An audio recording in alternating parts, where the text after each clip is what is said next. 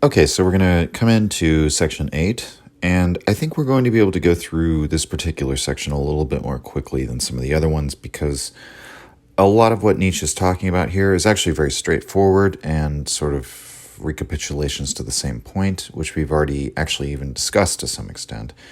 So he starts out talking about the satyr. He says that, quote, like the idyllic shepherd of more recent times, is the offspring of a longing for the primitive and the natural. But how firmly and fearlessly the Greek embraced the man of the woods, and how timorously and mawkishly modern man dallied with the flattering image of a sentimental, flute-playing, tender shepherd. Nature, as yet unchanged by knowledge, with the bolts of culture still unbroken. That is what the Greek saw in his satyr, who nevertheless was not a mere ape. On the contrary, the satyr was the archetype of man, the embodiment of his highest and most intense emotions, the ecstatic reveler enraptured by his proximity, by the proximity of his god, the sympathetic companion in whom the suffering of the god is repeated, one who proclaims wisdom from the very heart of nature, a symbol of the sexual omnipotence of nature, which the Greeks used to contemplate with reverent wonder, end quote. So the first thing we notice is that Nietzsche is contrasting the figure of the satyr with the sentimental image of the idyllic, simple, rustic life that comes out of the modern man's mind, which is, as Nietzsche stresses throughout this section, an anachronism and a projection that we have. It's I don't know if he doesn't really use these terms, but it's a Rousseauian style of yearning for a simple life of the noble savage, right? Of freedom from all the complexity and stress and demands and, rapidly changing and fast-paced rate of life in modern society to something which is slow and fixed and ultimately, which we imagine would be easier and more comfortable. Right? And so this is Nietzsche's big problem with this on a sort of moral level. But more importantly, as a philologist, he does not think that that's what the satyr actually represents. That the piping satyr, the half man, half goat of the woods, is not actually analogous to our image of the simple, humble shepherd, sentimental and playing his flute out in a field somewhere.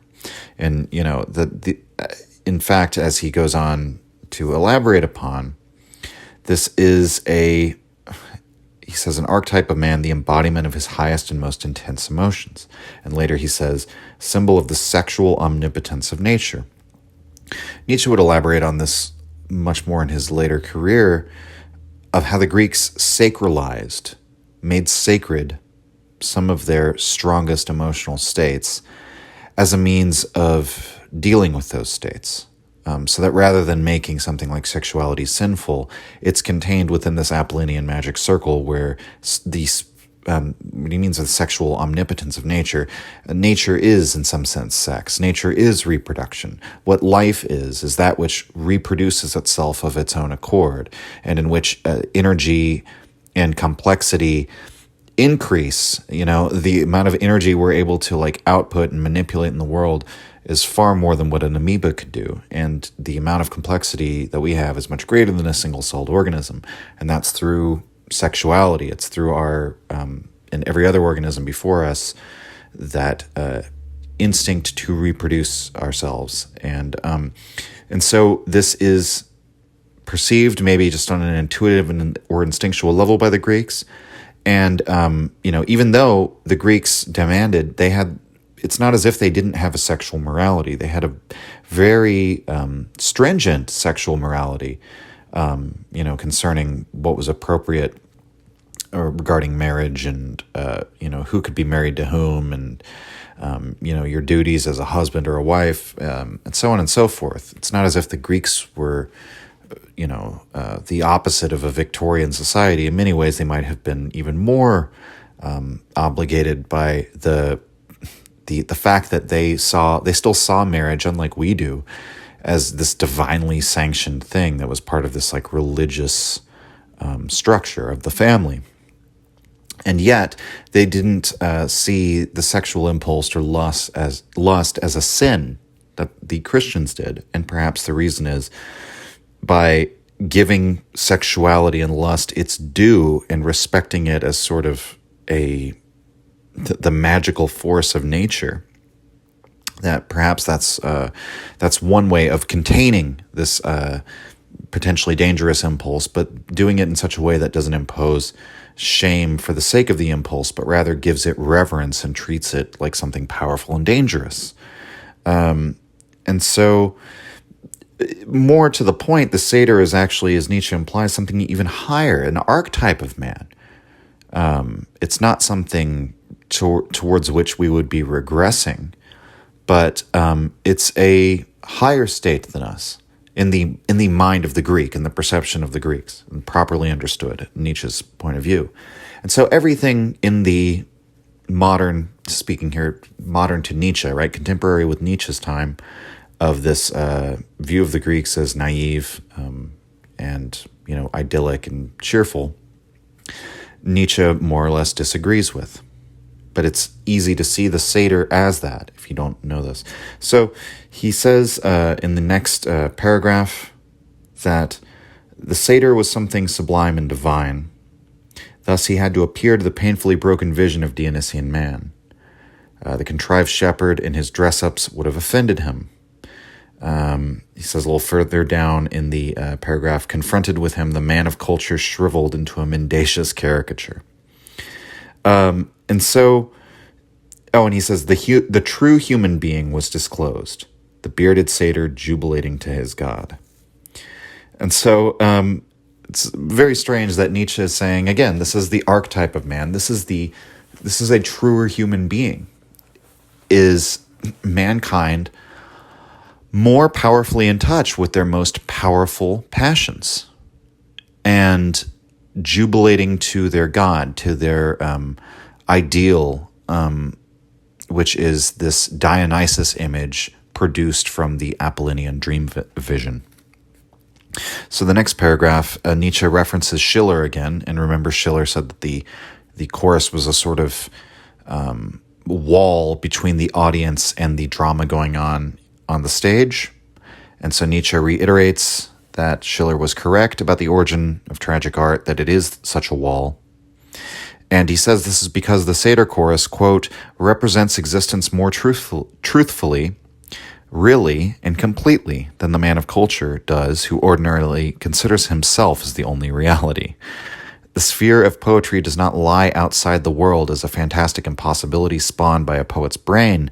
It desires to be just the opposite, the unvarnished expression of the truth, and must precisely for that reason discard the mendacious finery of that alleged reality of the man of culture, end quote. So, again, okay, the man of culture that we're talking about here is the person who, like us, after thousands of years of civilization, then tries to imagine what a more natural, the return to simple idyllic nature would look like. And Nietzsche is basically alleging that this is all projection and it's finery, it's garb, it's a superficial understanding that we have because we have no actual direct experience with this thing, and so it's what we imagine. And as I mentioned before, that usually comes out of a desire to escape from all that is hard or stressful to us about modern society. On the contrary, and this is a very important point because of its the implications of it that are in line with the thought of Nietzsche's later philosophy, that the sphere of poetry doesn't lie outside the world as a fantastic impossibility spawned by a poet's brain, right? That our artistic expressions are a natural phenomenon that comes out of a natural being, that we always have to remember that and keep it in mind, that so many of the behaviors and activities and thoughts and beliefs of human beings are so strange and dwell in this world of abstraction or metaphysics that it can be, we can often forget that it is the product of a physiology. And Nietzsche is reminding us of that here.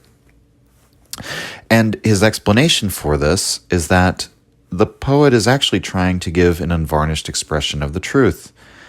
And he'll elaborate on this later in the passage, but what he means by this, he says later in the passage, if you gave any man, if you let a procession of visions of gods and spirits pass before his mind, and he was able to absorb himself in such a reality, then any man would be a poet.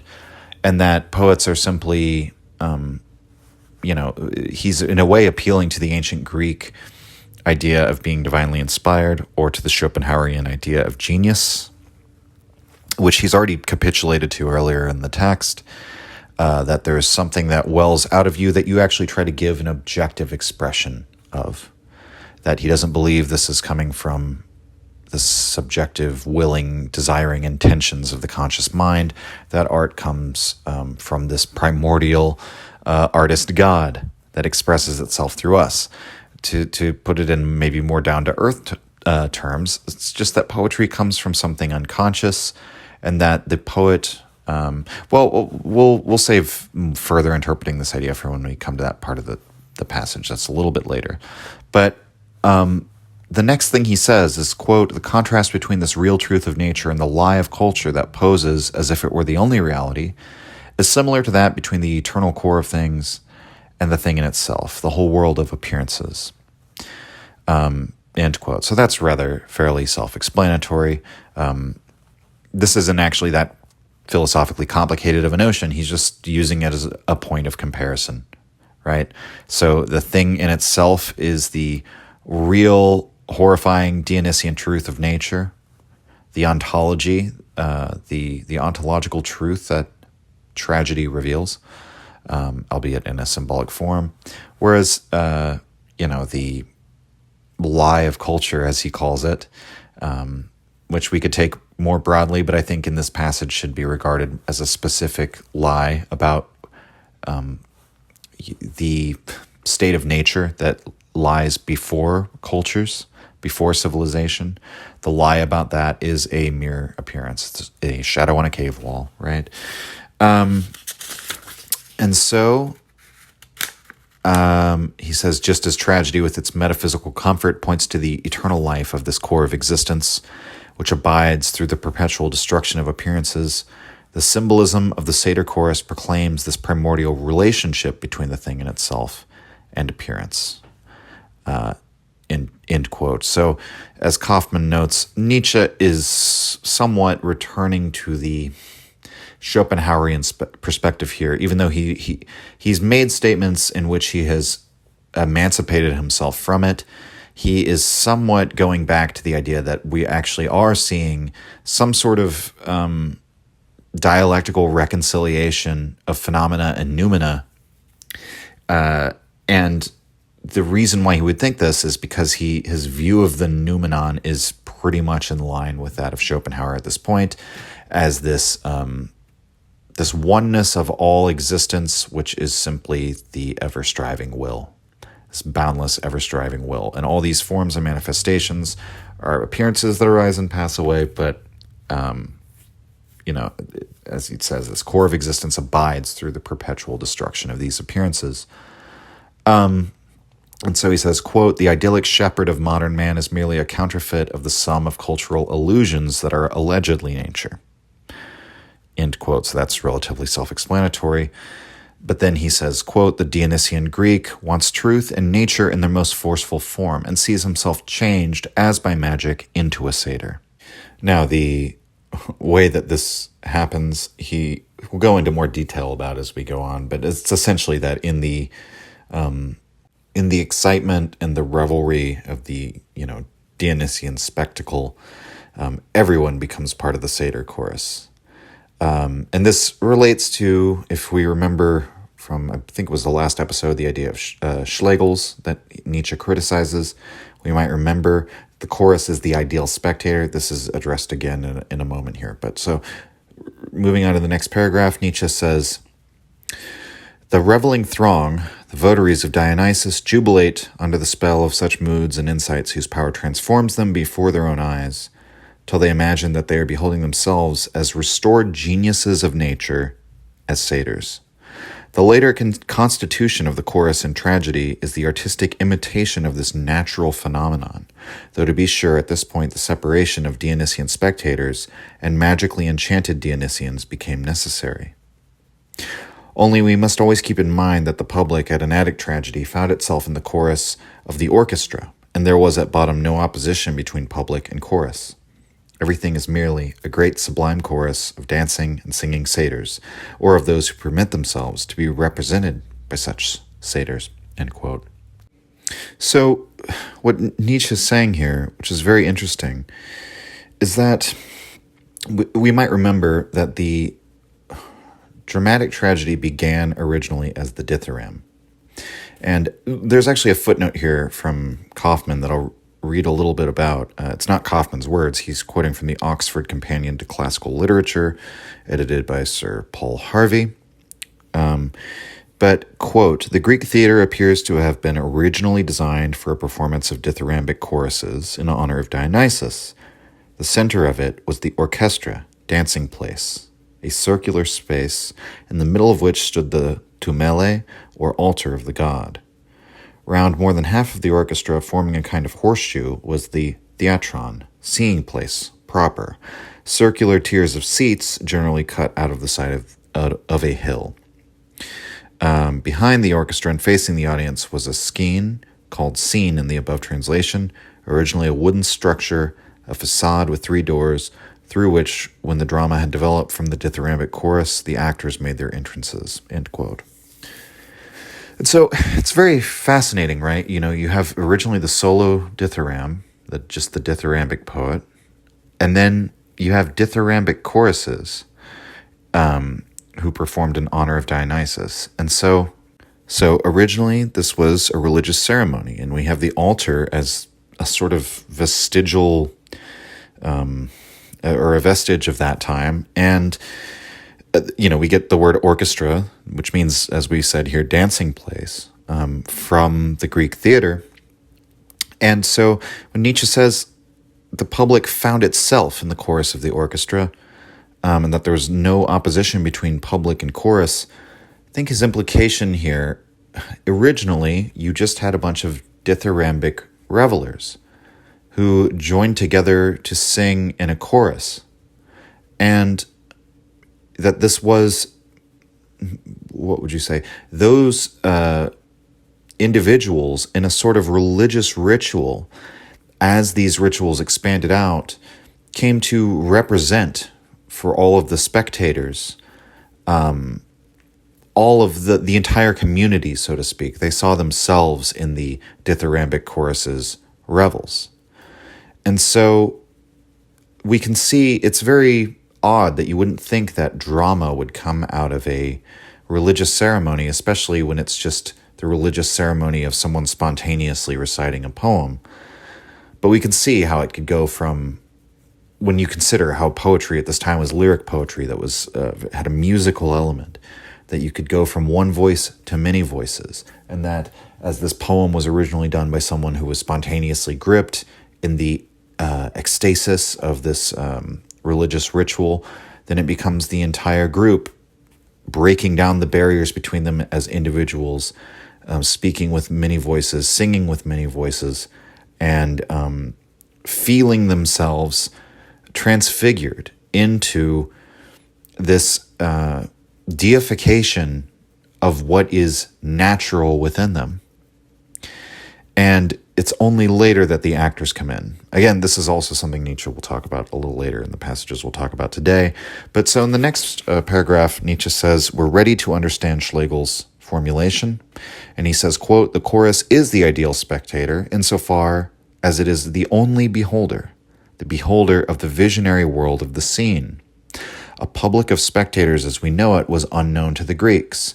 In their theaters, the terrace structure of the concentric arcs made it possible for everybody to actually overlook the whole world of culture around him and to imagine in absorbed contemplation that he himself was a chorist." And the word is, and that's end quote, sorry, the word is übersehen, and that means overlook, which has the implication of both surveying and ignoring. So the crowd overlooks the culture, the whole world of culture around them, meaning fully understands it, but also transcends it. And they instead are absorbed into the spectacle of the Satyr chorus.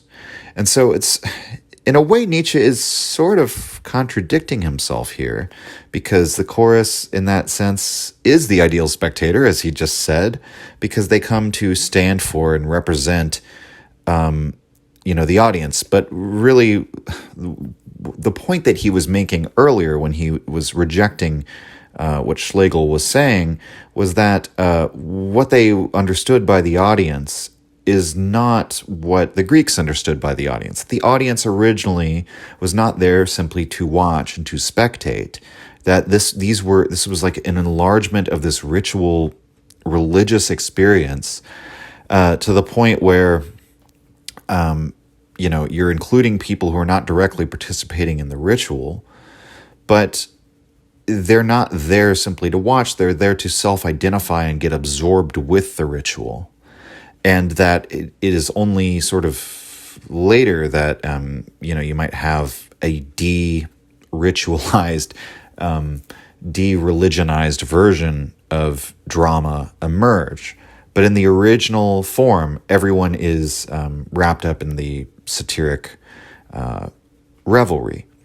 And so before the drama emerges, the quote-unquote scene is something which we could say the Satyr chorus is collectively hallucinating. It's a visionary experience that they're having and singing of spontaneously. And that is the origin of dramatic tragedy, that you have a ritual space where you have this ecstatic revelry going on, and this dream image is generated of a scene, which is it's not actually going on. It's not actually being represented in any way. And so the way in which the Satyr chorus forms the wall between the audience and the scene is because quite literally the scene is this mental artistic projection of the Satyr chorus in its original form.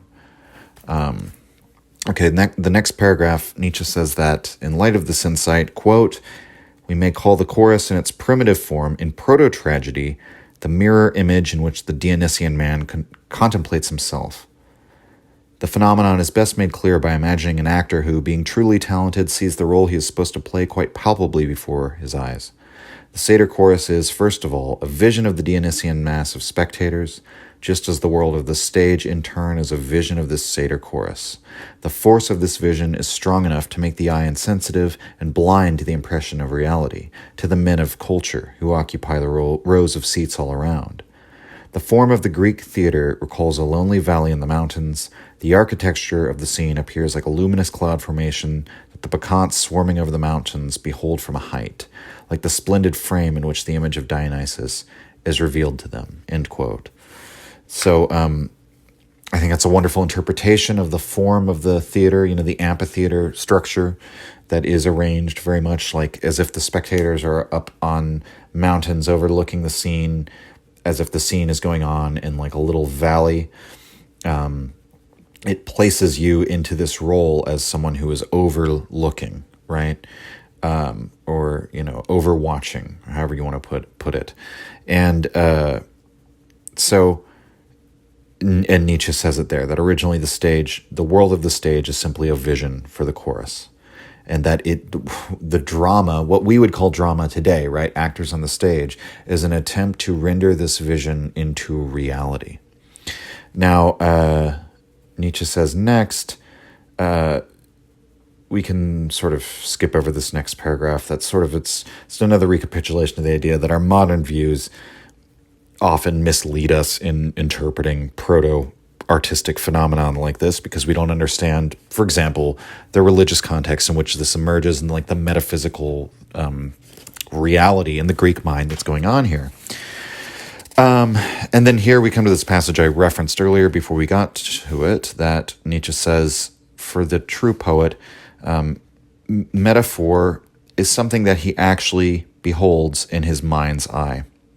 He says it's, quote, a vicarious image that he actually beholds in place of a concept. A character for him is not a whole he is composed out of particular traits picked up here and there, but an obtrusively alive person before his very eyes, distinguished from the otherwise identical vision of a painter only by the fact that it continually goes on living and acting. End quote. So Nietzsche is saying, he's not particularly like contrasting with like the artist with the philosopher. I don't think. The way I interpret this passage is simply, we think in concepts, right? Or in word concepts. We might have other inner experiences besides that, but, we think in concepts, we think in word concepts.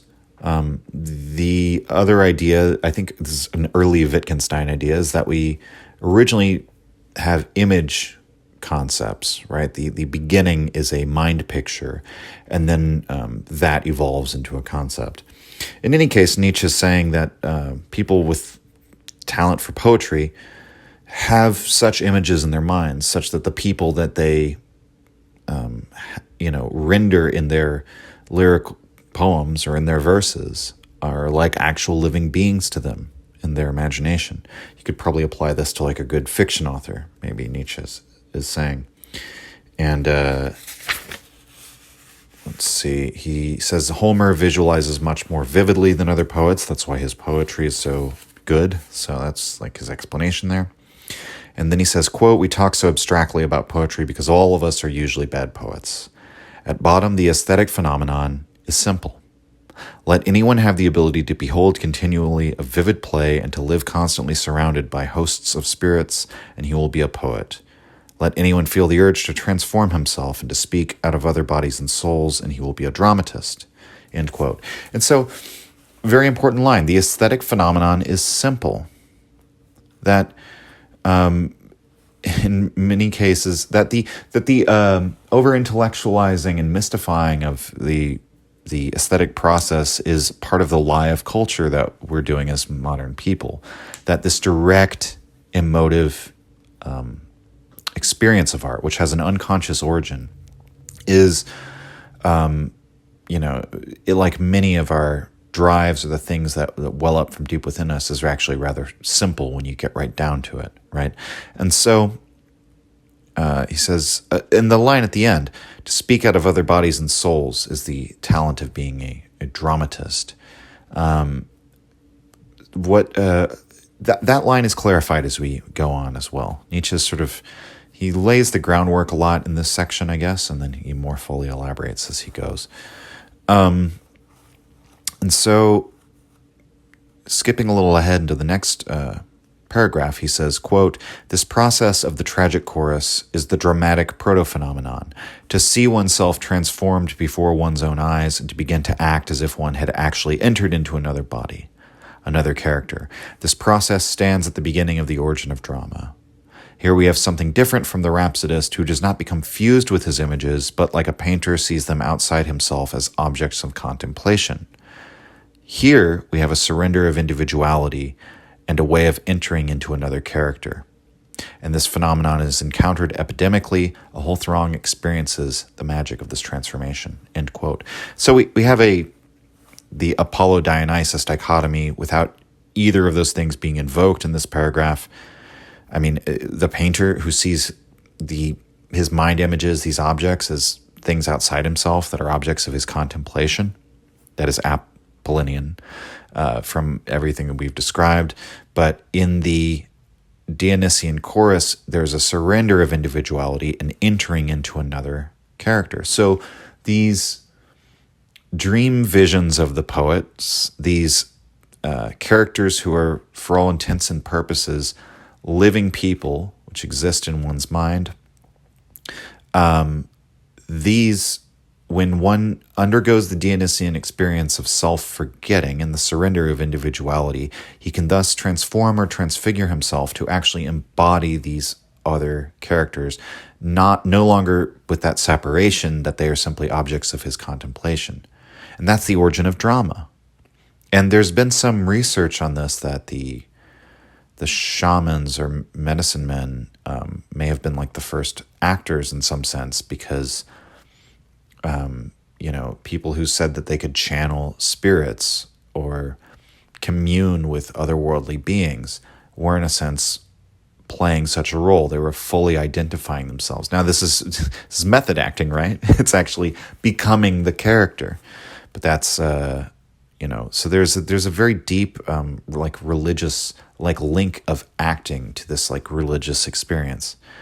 And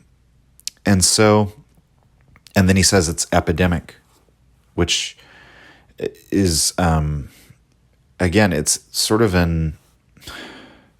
you don't hear this sort of idea expressed about art these days, because I think in our marketplace of ideas, freedom of speech, freedom of thought mindset, we think it's sort of like bad taste to say things like this, that an artistic experience could be infectious or contagious, that your morose art could make me morose. That's basically Socrates' argument in the Republic, right?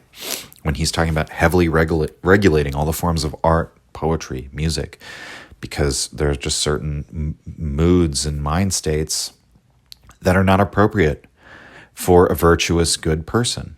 And this is our goal in the ideal republic, is to make virtuous, good people, right? Still haven't gotten to Socrates in this text. We will. Not this episode, but I think the one after. But in any case, Nietzsche's thinking about art in somewhat the same way here, as being able to radiate out and affect others epidemically. And so he says in the next paragraph that the dithyramb is essentially different from all the other choral odes. He describes sort of the solemn processions of Apollo, and how this is important, that the virgins who are part of that procession, quote, remain what they are, and they retain their civic names, end quote. So they retain their identity in the Apollonian choral ode. But in the dithyrambic chorus, it's a bunch of people who, quote, they're transformed characters whose civic past and social status have been totally forgotten. They have become timeless servants of their God who live outside the spheres of society. All other choral lyric poetry of the Hellenes is merely a tremendous intensification of the Apollonian solo singer, while in the dithyramb we confront a community of unconscious actors who consider themselves and one another transformed. And I'll just continue on to the next paragraph. Such magic transformation is the presupposition of all dramatic art. In this magic transformation, the Dionysian reveler sees himself as a satyr, and as a satyr, in turn, he sees the god, which means that in his metamorphosis, he beholds another vision outside himself, as the Apollonian complement of his own state. With this new vision, the drama is complete, end quote. So you may have gotten it by implication earlier when I said, the drama itself is a dream vision. It's the Apollonian power to render images, producing an image of Dionysus. But what does this mean exactly? The reason why they see this particular dream vision is because they've given up their individuality and seen themselves transformed, taken over by other spirits, other people, other personalities, and thus able to identify themselves with these beings of the satyrs, to feel themselves transformed, literally transformed into these half men, half goat archetypal representations of the power of nature in the human individual. The individuality in the Dionysian dithyrambic revelry gives way, and they see themselves as transformed into some new being. But in that transformation, he says, as an Apollonian complement, so sort of implying that the implication I get from this is that you could surrender your individuality such that you transform into a new individual, but that new individual is destined, because it is still ultimately embodied in the form of the human body and mind, to render these ideal dream images that are the work of Apollo. And because that's just sort of a natural thing for human beings to do. And when we're transformed into a satyr, we still do it. But what is the satyr? But the satyr's dream image is, in a sense, something that we would never come to if we were not first transformed into this reveling satyr chorus. That's how we see the god. I think it's funny because Nietzsche did just say earlier that the aesthetic phenomenon is very simple. And I think it would be much simpler to just sort of say, I'm going to make reference here to the god Pan, actually. Pan is a very interesting god etymologically because, I mean, lots of words that we use today from, we might say, pansexual to pan-Europeanism, or even the word panic, all directly come from the god Pan. Now, how could that be? Well, Pan means the all, everything. It's the all in one, right? And how is Pan normally represented? Pan, like the satyrs, half man, half goat, nature deity, half man, half animal. He's a piper. The pan flute, of course, comes from Pan. And so he's a nature deity because he is the embodiment of nature, and nature is, to the ancient mind, that is the all, that is everything, that is the great mystery from which we all come, from which all life comes, and Pan is the representative of it. And so we get the word panic from Pan, because the full expression would be, I was struck in a panic, or I was struck in a panic terror. So ik, referring to as a suffix, terror of Pan, or the origin of Pan, right? It's of panic origin, we might say, right?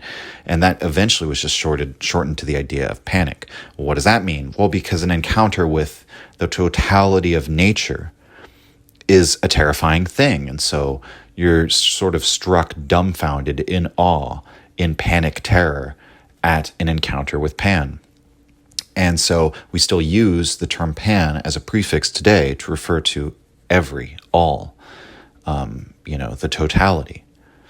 And so, you may not have known there was a common etymological root for all those words, but anytime you see that prefix, or even in the word panic, that's where it comes from. And so I think there is a sense in which people who, for example, take hallucinogenic mushrooms or have like an ego death experience often report this sense of when they lose themselves and experience this oneness with the all, with everything, that there is sort of a presence, or they want to give some sort of name or personification or form or figure to this experience, to that totality of reality, right? And so ancient people called it Pan. I think, and Nietzsche tried to distinguish Pan from Dionysus very early in the text. But the satyr chorus there, Pan is very satyr-like. And I think you could make a case that it's really a much simpler accounting of what we're talking about here, is that the reveling chorus has that ego death experience, and then they have that sense of being in the presence of the all. And the name that they are giving to that is Dionysus, the god. That's who they're all seeing in their collective vision. And obviously, it wouldn't be, Nietzsche poses the question in his preface, what if people are actually having mass collective hallucinations? Like a new reality is being created that they're all experiencing that's separate from the reality of phenomena that we all experience. I guess we'll be agnostic about that, but we might even say that physiologically or whatever cognitively, they might not be having the same experience, but they might all be having that inclination, or that inkling rather, of encountering this primordial oneness. And that is also the language of how Nietzsche talks about the Dionysian throughout. And so we'll go to the next paragraph, quote, "In the light of this insight, we must understand Greek tragedy as the Dionysian chorus, which ever anew discharges itself in an Apollonian world of images. Thus the choral parts with which tragedy is interlaced are, as it were, the womb that gave birth to the whole of the so-called dialogue, that is, the entire world of the stage, the real drama. In several successive discharges, this primal ground of tragedy radiates this vision of the drama, which is by all means a dream apparition, and to that extent epic in nature. But on the other hand, being the objectification of a Dionysian state, it represents not Apollonian redemption through mere appearance, but on the contrary, the shattering of the individual in his fusion with primal being. Thus the drama is the Dionysian embodiment of Dionysian insights and effects, thereby separated, as by a tremendous chasm from the epic." End quote. And so, as mind-bending as some of the earlier passages were that we've been going through so painstakingly, I think when you take the time to really try and represent to yourself in precise terms what Nietzsche is saying here, a paragraph like this one, which would be probably mystifying to anyone who read it out of context without reading the beginning of it, I think this paragraph is very easy to understand now, even though there's this very strange dialectical thing that Nietzsche is sort of drawing out, but that I think we've been talking about throughout, the Apollonian objectification of a Dionysian state. But what that state is the destruction of objectification itself. So this coming together of these contradictory forces in a way that nevertheless makes sense when we look at the historical, the development of how this could have come about. And so, next paragraph, Nietzsche says, quote, "The chorus of the Greek tragedy, the symbol of the whole excited Dionysian throng, is thus fully explained by our conception." Skipping further down, he says, "We could not comprehend why the tragic chorus of the Greeks should be older, more original, and important than the action proper, as the voice of tradition claimed unmistakably." End quote. And that is, so we've answered one of the questions of like what relation the chorus has to the drama, that the drama comes from the chorus. And now we can kind of explain how that might happen, right? That you can have the reveling chorus having this experience and then the desire to eventually represent it imagistically. But Nietzsche says, quote, "Finally, there remained the riddle of the orchestra in front of the scene, but now we realize that the scene, complete with the action, was basically and originally thought of merely as a vision. The chorus is the only reality and generates the vision, speaking of it with the entire symbolism of dance, tone, and words. In its vision, this chorus beholds its lord and master Dionysus, and is therefore eternally the serving chorus. It sees how the god suffers and glorifies himself, and therefore does not itself act. But while its attitude towards the god is wholly one of service, it is nevertheless the highest, namely the Dionysian, expression of nature, and therefore pronounces in its rapture, as nature does, oracles and wise sayings. Sharing his suffering, it also shares something of his wisdom, and proclaims the truth from the heart of the world." End quote. So, the chorus is the only reality. And then Nietzsche has to deal with the fact that the chorus doesn't really do anything. I mean, he mentions earlier in the book, like the Oceanides go and rescue Prometheus. But, it's sort of a rare thing for the chorus to like interfere with the action. For the most part, it is simply there to serve the drama that unfolds, right? Which is to, and Nietzsche will go on to tell us a little later that originally the character in the drama was always Dionysus. And so again, this all emerges out of a religious ceremony. But the characters in the drama, which are not themselves real, which are merely a vision, that is where all the action takes place. And so it's very interesting that the entire institution of Greek drama has this, for lack of a better word, meta element to it, right? That you're seeing, that the thing you're there to see the reality of is the chorus, and but then you're beholding a drama, which is the vision of that chorus. Importantly to me, we can see, again, the logic of all of this, of how this could develop over time, of how this mystery of how the dramatic dithyramb gives way to the full, idea of drama, of a play in the modern sense of the word.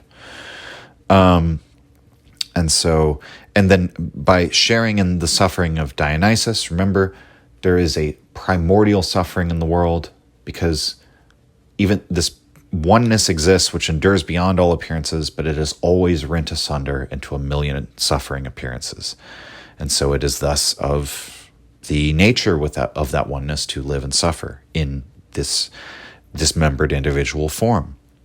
But what Nietzsche is going to get through a little more as we keep going is that idea that we referenced at the very end of the last discussion, that sorrow is knowledge and that those who know the most must mourn the deepest, that wisdom is something one pays for with suffering. And so to continue, Nietzsche says, quote, "That is the origin of the fantastic and seemingly so offensive figure of the wise and rapturous satyr who is at the same time the simple man as opposed to the god, the image of nature in its strongest urges, even their symbol, at the same time the proclaimer of her wisdom and art." End quote. We'll move on to the next paragraph, where Nietzsche says, quote, "Dionysus, the real stage hero and center of the vision, was, according both to this insight and to the tradition, not actually present at first in the very oldest period of tragedy. He was merely imagined as present, which means that originally tragedy was only chorus and not yet drama. Later, the attempt was made to show the god as real and to represent the visionary figure together with its transfiguring frame as something visible for every eye. And thus drama in the narrower sense began. Now the dithyrambic chorus was assigned the task of exciting the mood of the listeners to such a Dionysian degree that, when the tragic hero appeared on the stage, they did not see the awkwardly masked human being, but rather a visionary figure, born, as it were, from their own rapture." End quote. So again, with everything we've been talking about, very straightforward. He lays out the periods in which this would have developed. In the paragraph that follows, he speaks specifically about Alcestis. He's not actually talking about the tragedy. He's talking about a scene where Admetus is brooding over the memory of the recently dead Alcestis when, quote, "suddenly a similarly formed, similarly walking woman's figure is led toward him, heavily veiled," end quote. And, how it excites his imagination and his, quote, "tempestuous comparisons and his instinctive conviction," right? And so he says he uses that scene from a Greek tragedy to then show us, by analogy, what he thinks was going on with the dramatic chorus. They were helping to excite the imagination of the audience to, quote, "transfer the whole magic image of the god that was trembling before his soul to that masked figure," end quote. So just as Admetus sees this form, which is veiled, that reminds him of his wife, and it begins to excite his imagination, we see this masked form come out onto the stage, no longer just the vision of the chorus that we are supposed to imagine, but an actual figure. And so, quote, "This is the Apollonian state of dreams in which the world of the day becomes veiled, and a new world, clearer, more understandable, more moving than the everyday world, and yet more shadowy, presents itself to our eyes in continual rebirths. Accordingly, we recognize in tragedy a sweeping opposition of styles. The language, color, mobility, and dynamics of speech fall apart into the Dionysian lyrics of the chorus, and on the other hand, the Apollonian dream world, and the two utterly different spheres of expression." End quote. So we can see how, in a way, yes, these are mutually antagonistic forces, and yet through their continual interaction, there is an ever heightening, right? At every stage of the tragedy proceeding into its fullness, into its mature form with which we're all familiar, Nietzsche is telling us of how it became more objectified, more visualized, more Apollonian, how Apollo gave a more and more real and precise image that stood apart from us, from which we were able to perceive without becoming absorbed into it, and actually hold at a distance between ourselves and the satyr chorus as this wall between us and this, the terrible Dionysian truth, right? On the other hand, what it is more and more precisely and powerfully objectifying is this Dionysian shattering of the individuality and the appearance of this God of oneness with nature. And he quotes from Faust here. He says that the Apollonian appearances in which Dionysus objectifies himself are no longer, quote, an eternal sea, changeful strife, a glowing life, end quote, like the music of the chorus. No longer those forces merely felt and not condensed into images, in which the enraptured servant of Dionysus senses the nearness of the god. Now the clarity and firmness of epic form addresses him from the scene. Okay, so, wow, okay, that was 50 minutes on section 8. I guess it was a long section, and we got through it relatively quickly, but I thought we'd be moving quicker than this, but, you know, you're not here to do it fast, you're here to do it right? Okay, so in section 9, Nietzsche says, you know, what comes to the surface in the Apollonian of the part of the Greek tragedy, which he says the Apollonian part of the tragedy is in the dialogue. He says it looks simple, transparent, and beautiful. Quote, in this sense, the dialogue is an image of the Hellene whose nature is revealed in the dance, because in the dance the greatest strength remains only potential, but betrays itself in the suppleness and wealth of movement. Thus the language of Sophocles' heroes amazes us by its Apollonian precision and lucidity. So we immediately have the feeling that we are looking into the innermost ground of their being, with some astonishment that the weight of this ground should be so short. Now, this is interesting because, you know, it may seem as though Nietzsche is about to praise Sophocles for his precise Greek mind, rendering to us these characters that are so lifelike and, hyper real or whatever, something like that. But that's actually not Nietzsche's point at all. His point, as becomes clear in the second half of the paragraph, is that the most Apollonian part of the drama, which we're discussing, the dialogue in which the characters seem to speak from their inner being, is Apollonian. It's mere appearance. And he says, quote, suppose we disregard the character of the hero as it comes to the surface visibly. After all, it is in the last analysis nothing but a bright image projected on a dark wall, which means appearance through and through. And so, end quote. He goes on, I'll just sort of summarize.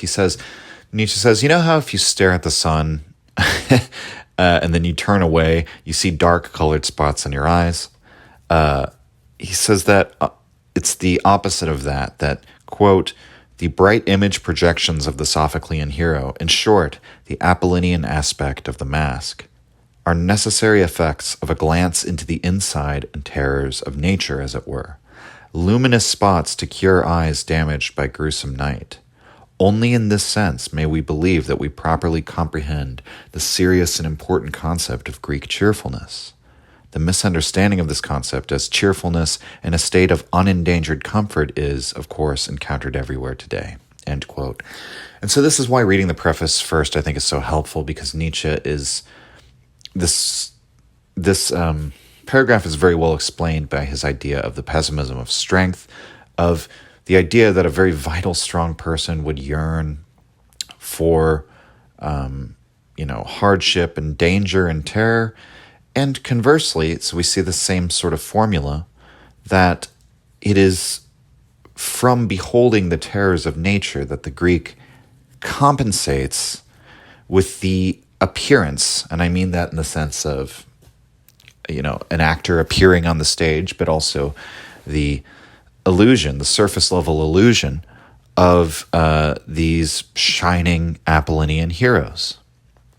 That they are like, the bright compensation for staring into the void. They are, again, to use Nietzsche's own language strewn throughout, the metaphysical comfort for one who has beheld the terror of nature. They're an Apollonian counterbalance to the Dionysian terror that appears on stage.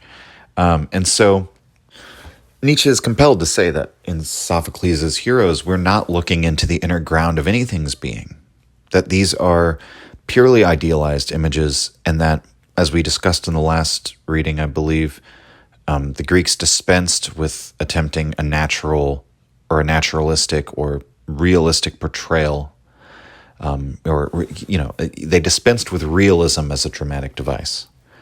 That's not what these Olympian or Apollonian shining hero figures are meant to be. They're not a honest, authentic bearing of one's soul or inner life. They're a bright image in every sense of the word there. Erscheinung is the term Nietzsche uses, the German word Erscheinung. Okay, so next paragraph, quote, Sophocles understood the most sorrowful figure of the Greek stage, the unfortunate Oedipus, who, as the noble human being, who, in spite of his wisdom, is destined to error and misery, but who eventually, through his tremendous suffering, spreads a magical power of blessing that remains effective even beyond his decease. The noble human being does not sin, the profound poet wants to tell us. Though every law, every natural order, even the moral world may perish through his actions also produce a higher magical circle of effects, which found a new world on the ruins of the old one that has been overthrown. End quote. So, in spite of all that happens to Oedipus, Oedipus famously, these things are done by accident. They're not, as if Oedipus was intentionally trying to do this. He actually would like to avoid these things, but he kills his father and he ends up marrying his mother. And so they have, there's an incestual marriage, and in the Greek, the very, very old traditions and conventions of the Greek family structure, the father is the, in a way you could see him as the chief priest of the familial religion. And when he dies, he will go on to be one of the ancestors that is worshipped. And so the father is like the god of the household to which piety is owed. And so killing your father almost seems like a metaphysical crime. And incest has always had that moral, prohibition against it. And so, Oedipus destroys the whole world of morality. It's why he says that. But because he's a noble human being, albeit he has an excess of curiosity and wisdom, which Nietzsche says, in the Apollonian way of all things in moderation is, it's a vice. And he's punished for this. Wisdom always extracts a toll of suffering. And so Oedipus, the guy who suffers, so greatly for his excessive wisdom, nevertheless, this is why Nietzsche says it's very important that the Sophocles is not calling him a sinner in the sense that we would. That even though his actions have all these negative consequences, and even though his intentions may have transgressed the natural order of things, or they may have been lacked propriety or humility or whatever we might say.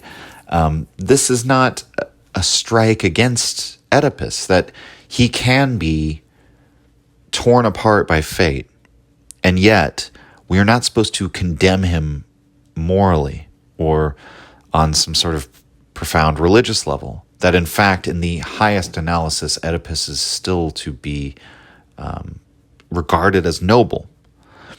And so, let's see here. We'll go to the next paragraph. Quote, in Oedipus at Colonus, we encounter the same cheerfulness, but elevated into an infinite transfiguration. The old man, struck by an excess of misery, abandoned solely to suffer whatever befalls him, is confronted by the supraterrestrial cheerfulness that descends from the divine sphere and suggests to us that the hero attains his highest activity, extending far beyond his life, through his purely passive posture, while his conscious deeds and desires earlier in his life merely led him into passivity. Thus, the intricate legal knot of the Oedipus fable that no mortal eye could unravel is gradually disentangled, and the most profound human joy overcomes us at this divine counterpart of the dialectic. End quote. So, I glossed over this with the last paragraph, but basically Nietzsche says the delight of the dialectical solution in Sophocles' play, that the noble man is not a sinner, and that actually a magical blessing sort of, what would you say, exudes from his being in spite of all of the negative consequences and material reality. He says that this introduces a trait of cheerfulness into the whole work. And so then, again, that's that compensation with shining light in exchange for the staring into the abyss, the compensation for it. In this paragraph we just read about Oedipus at Colonus,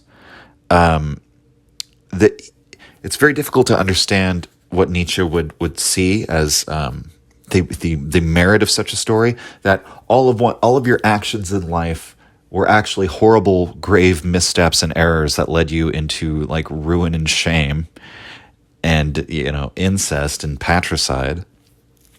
But your nobility is found in your passivity and your ability to simply, nobly suffer whatever befalls you. The idea that you could derive cheerfulness from this the story of a man, seeing all his desires lead him to misery and just sinking himself in passivity, we can only really understand what Nietzsche would see on that if we look to Schopenhauer, right? And given everything we've said about Schopenhauer already, I think all of that should be rather clear. But Nietzsche sort of sums it up here and says, quote, "The poet's whole conception is nothing but precisely that bright image which healing nature projects before us after a glance into the abyss. Oedipus, the murderer of his father, the husband of his mother, the solver of the riddle of the Sphinx. What does the mysterious triad of these fateful deeds tell us?" End quote. And he goes on to say that in Persia, there is an old popular belief that a wise man is only born from incest. And Oedipus is not born of incest, right? But, well, I'll just read Nietzsche's words to explain it, that he sees this as sort of an analogous style of superstition, of associating incest with, or something unnatural with excessive wisdom. He says, "With the riddle-solving and mother-marrying Oedipus in mind, we must immediately interpret this to mean that where prophetic and magical powers have broken the spell of present and future, the rigid law of individuation, and the real magic of nature, some enormously unnatural event such as incest must have occurred earlier as a cause." He's, how, end quote. So how else are you going to get nature to surrender, if not by means of doing something tremendously unnatural in order to defy nature? And he says, quote, "It is this insight that I find expressed in that horrible triad of Oedipus's destinies. The same man who solves the riddle of nature, that sphinx of two species," which means it's both lion and human, quote, "also must break the most sacred natural orders by murdering his father and marrying his mother. Indeed, the myth seems to wish to whisper to us that wisdom, and particularly Dionysian wisdom, is an unnatural abomination, that he who by means of his knowledge plunges nature into the abyss of destruction must also suffer the dissolution of nature in his own person. The edge of wisdom turns against the wise. Wisdom is a crime against nature. Such horrible sentences are proclaimed to us by the myth. But the Hellenic poet touches the sublime and terrible Memnon's column of myth like a sunbeam, so that it suddenly begins to sound in Sophoclean melodies." Okay, so, end quote. Mostly a reiteration of what Nietzsche has already said here, but again, to draw attention to it. Nietzsche, I think, first gets his inkling that truth could be harmful to life. Remember what he says in Beyond Good and Evil, that the measure of the strength of a spirit could be measured by how much they're able to tolerate truth without having to have it muffled, sweetened, or falsified. So the extent to which you can take the unbridled, unedited, unsugar-coated, bitter truth is the measure of how strong you are,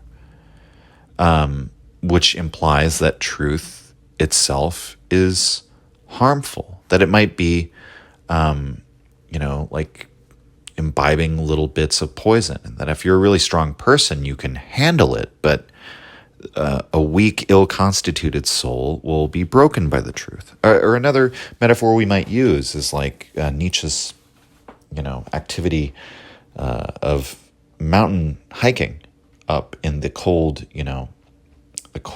breeze of the Alps. It's something you have to be physically strong in order to do, to go out and deal with the cold and the physical strain. And it's a very pleasurable thing if you are physically fit to be able to do it. But if you're not physically fit, if you're, disabled or decrepit, or you have a broken leg, or you're, have a weak immune system, or all these things, you could easily die up in the mountains, right? And so that's, in later Nietzsche, how he talks about truth-seeking and why he finds the sedate, opinion of the truth will set you free to be so silly, because, in fact, the truth is a terrible thing. And that's how he speaks of it here, of wisdom as, how does he put it, a crime against nature, right? That it's an unnatural thing, that therefore in all the myths and legends, an excessively wise person has unnatural things associated with their origin or with their aura, so to speak. And so he then says, quote, "Let me contrast the glory of activity, which illuminates Aeschylus's Prometheus, with the glory of passivity." End quote. So the glory of passivity is what he was talking about with Oedipus. Again, very Schopenhauerian view of things, I think. But his words, or his interpretation, the things he's about to say about Prometheus, incredibly fascinating. So, quote, "What the thinker Aeschylus had to say here, but what as a poet he only allows us to sense in his symbolic image, the youthful Goethe was able to reveal to us in the audacious words of his Prometheus." And this is from Goethe's poem. It's included in 20 German Poets, translated by Walter Kaufmann.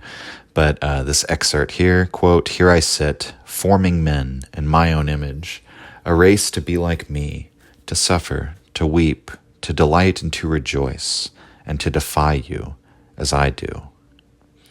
End quote. And so remember, Prometheus defies the will of the other, or he defies the will of the gods as a titan who goes and steals fire as their unique, power that is not to be given to mankind, and he goes and gives it to mankind, therefore forming men in his own image, because men also become audacious, ambitious beings who, have, as Nietzsche goes on to elaborate in the passage, always, early cultures always saw fire as something amazing and divine. And so it seemed incredible that human beings could have access to it at all, and that therefore it must have come from the gods. And what would make more sense than that? I mean, there's a giant ball of fire up in the sky that's responsible for all the light and warmth in the world, and that thing is a god in the ancient mind. And so if you're using something like fire, you are, it would seem that you've taken command of some sort of essence or magic that constitutes the substance of what the divine is. Quote, "Man rising to titanic stature gains culture by his own efforts and forces the gods to enter into an alliance with him, because in his very own wisdom he holds their existence and their limitations in his hands. But what is most wonderful in this Prometheus poem, which in its basic idea is the veritable hymn of impiety, is the profoundly Aeschylean demand for justice, the immeasurable suffering of the bold individual on the one hand, and the divine predicament and intimation of a twilight of the gods on the other. The way the power of these two worlds of suffering compels a reconciliation, a metaphysical union, all this recalls in the strongest possible manner the center and main axiom of the Aeschylean view of the world, which envisages Moira enthroned above gods and men as eternal justice. End quote. So Moira is fate. And the Aeschylean view of the world sees fate enthroned above gods and men. And you see throughout Aeschylus's play, the gods say things like, fate has been cruel to me, for this mortal whom I love is destined to die. Right? So the gods they may have a greater knowledge of, what fate or destiny holds, but they don't have the power to arbitrarily change it any more than a mortal does. And so it's very interesting that element of it that Nietzsche calls this metaphysical union. There's the demand for justice, the suffering of the bold individual, the noble, the Promethean, right, is torn down and subjected to eternal tortures. And yet there is this intimation, as he calls it, of a twilight of the gods, that through Prometheus's actions, he has shaped men in his image. And, Nietzsche calls it in the poem that he references, the Goethe poem, a hymn of impiety. So that's more of the silent hostility towards Christianity, which Nietzsche expresses throughout this book, that Prometheus teaches men to be like him, to defy the gods to their own advantage or for their own goals, for their own, but more than that, to make them into something higher than they were, to elevate them beyond mere animals and into something that has the power of the divine. And through his audacious active sinning, Prometheus instructs us to create. He molds men in his image to do the same, to continue to steal from the divine, to make ourselves higher and higher still, which that provides us with an inkling of the twilight of the gods, the Götterdämmerung, that the coming Ragnarok, when man shall eventually kill God or kill the gods. So it's very interesting. In this one paragraph, you can kind of interpret into it Nietzsche's whole, central thrust of the story of his philosophy of what's happened with metaphysics. But we might see in the Prometheus figure here, he's very much, he's a Greek Satan or the snake in the garden. But unlike the snake in the garden, Prometheus doesn't sin. As Nietzsche says, these characters are not sinners who are to be seen as morally condemnatory or in whatever sense we might regard them now. Prometheus is an impious figure. He has a titanic, excessive love of mankind, and he is condemned for it, but he's not morally condemned for it. He pays the penalty, the natural compensatory penalty that one has to pay in order to act as he acts. The drama is honest about what will happen to you if you choose to die on a cross for the sake of others, right? To defy the gods in order to give this great gift to mankind. But on the other hand, there's that intimation that this is the thing that will empower man against the divine, that the prefiguration of the twilight of the gods.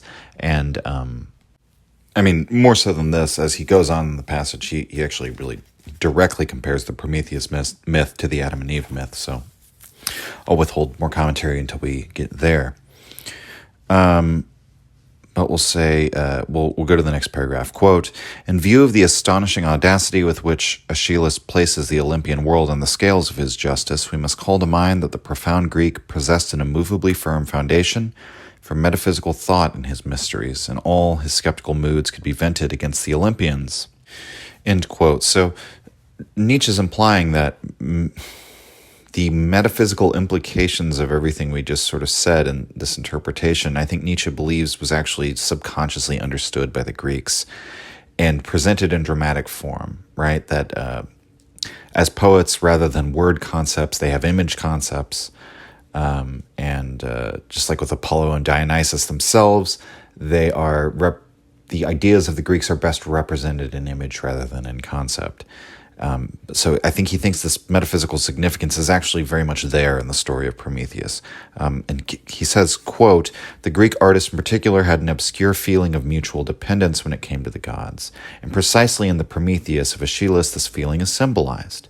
In himself, the Titanic artist found the defiant faith that he had the ability to create men and at least destroy Olympian gods by means of his superior wisdom, which, to be sure, he had to atone for with great eternal suffering. The splendid ability of the great genius for which even eternal suffering is a slight price, the stern pride of the artist, that is the content and soul of Aeschylus's poem, while Sophocles in his Oedipus sounds as a prelude to the holy man's song of triumph," end quote. And so here we see a prefiguration of other ideas in Nietzsche, which I haven't commented on up to this point, but, with Nietzsche, art and philosophy, I misspoke there. I meant to say art and religion, but philosophy is included too. That's probably why I misspoke. Art, religion, and philosophy all come from the same primordial origin. That we can see that in the very institution of tragedy and how it developed out of religious rituals. That the early forms of art were religious expressions. That this was religious feeling that was dramatized, that was voiced, that was represented. And that it is only later that the artist comes out of this, and that in a way he's sort of describing how that process could work, right? That in this medium of tragedy, continually rebirthed into higher and higher forms of, from the interaction of the Apollonian and the Dionysian, it moves from being purely religious to something which has an artistic element. And he says, in the inner content in Aeschylus' soul that he was expressing through this figure of Prometheus is the pride of the artist that would allow him to break from the religious framework, the doctrines, the dogma, the traditions that all had to remain, strictly unchanged throughout the years. But in the poets, you can begin to put words in the mouths of the gods. You can have the gods go to war with one another. You can kill off gods. And, it's like that level of the ability to reflect, project, the level of consciousness that you would have to attain to in order to begin to consciously play in the arts in that way, assuredly accompanies with it or brings with it a great deal of suffering. The knowledge of these awful Dionysian truths that we've been talking about, right? I don't agree with Nietzsche at all, and I think later Nietzsche would disagree too, where he says Oedipus sounds as a prelude to the holy man's song of triumph, since clearly religion predates the drama. But maybe we could say holy man should be taken here as like a saint, and that really this is a sort of an archetypal human figure that doesn't actually emerge until like Jesus and Buddha and people like that, right? And that Nietzsche still has reverence for the holy man at this point in his career because of Schopenhauer. He hasn't fully, even though he has at times in this text celebrated tragedy for its ability to be an enhancement or enticement to life, right? Making life the central value, and making nature the central value while having a honest and hard-nosed view of nature, rather than this like idyllic, romantic, cheerful, naive view of the natural man. Even though he embraces all of these things, he still seems to return at times in his thought, almost maybe spontaneously or without thinking about it, to the Schopenhauerian ideals of, here we see the holy man's song of triumph and the life of passivity given respect and even called glorious by Nietzsche, right? But he says that Aeschylus's interpretation does not exhaust the myth still. What do we have? Quote, the artist's delight in what becomes, the cheerfulness of artistic creation that defies all misfortune is merely a bright image of clouds and sky mirrored in a black lake of sadness, end quote. So he really is reusing that sort of compensatory language of the bright sort of sparkling out of the black void. Now, he's going to start using a word that, may be confusing to modern readers, especially given what he compares it to. And I could certainly see, if you're not familiar with the background of this word, thinking that, it's completely true Nietzsche was a proto-Nazi. But he starts talking about Aryan communities of peoples and their myths. And what he means there is Indo-European, the Proto-Indo-Europeans. These are people who are properly speaking Aryans, coming from the Caucasus Mountains, I believe, or Caucasus Mountains. There's a lot of dispute of exactly where they lived, but this is the term he means. These are the common ancestors of ancient India, ancient Greece, and ancient Italy. They all came from the same ethnic group. And Indo-European mythology, the mythology of all of those civilizations we just mentioned, Greece, Italy, and India, they all have a common ancestor in Indo-European mythology. And there's also common linguistic roots that can be traced back. So the West is actually deeply related to India in the not too distant past, all things considered. 7,000-8,000 years, what is that in the grand scheme of things? And so when he says Aryan, that's what he means. And, when he talks about Semitic, obviously that refers to the Jews. But what he's comparing here is the Prometheus story with the Adam and Eve story. And so this is a very fascinating comparison. Quote, the Prometheus story is an original possession of the entire Aryan community of peoples and evidences their gift for the profoundly tragic. Indeed, it does not seem improbable that this myth has the same characteristic significance for the Aryan character which the myth of the fall has for the Semitic character, and that these two myths are related to each other like brother and sister.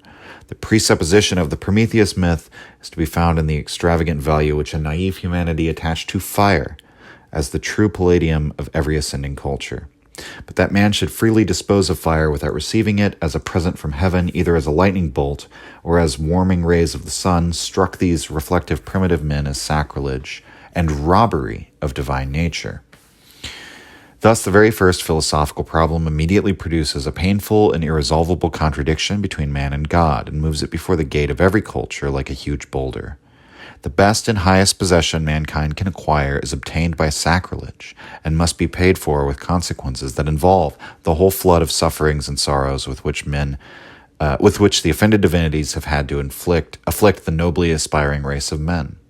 This is a harsh idea which, by the dignity it confers on sacrilege, contrasts strangely with the Semitic myth of the fall, in which curiosity, mendacious deception, susceptibility to seduction, lust, in short, a series of preeminently feminine effects, was considered the origin of evil. What distinguishes the Aryan notion is the sublime view of active sin as the characteristically Promethean virtue. With that, the ethical basis for pessimistic tragedy has been found, the justification of human evil, meaning both human guilt and the human suffering it entails. End quote. So a couple things. Kaufman notes Nietzsche's sort of under the influence of Wagner here. So it seems like he's trying to make a point about the Aryan character and the Semitic character. That's the part that we can safely ignore. It's also the least interesting thing about the passage. Really, it's just a comparison of the fact it illuminates the significance of the Prometheus myth. It illuminates something about it by point of contrast. The same with the story of the Garden of Eden, which people still believe today.